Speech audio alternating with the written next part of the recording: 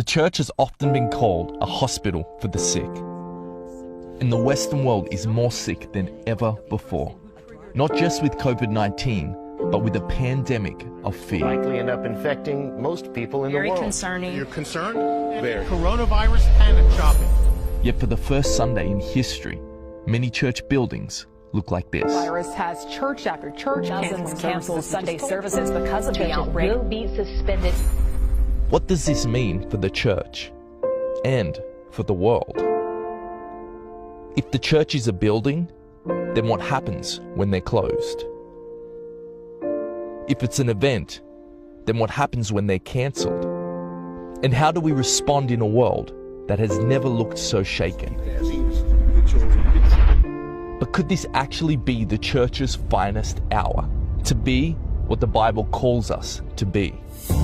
Because the church isn't a building, and it's not an event. You see, even in the midst of this unprecedented global pandemic, I just want one pack. this is the church. There's no toilet paper in the entire store. We're handing out toilet paper. God bless you. Thank you very much. In the midst of the fear, this is the church. In the midst of isolation, this is the church. The church is awakening. The church is resilient.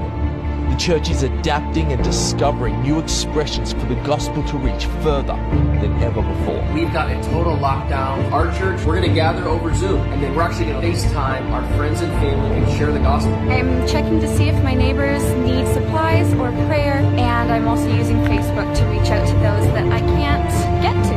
Driving home on the street corners. Where fear seems to be crippling, there is a hope in Jesus Christ. Everyone can do this right now. Be the church.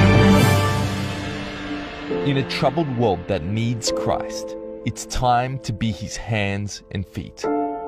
Christians, it's time to be the church.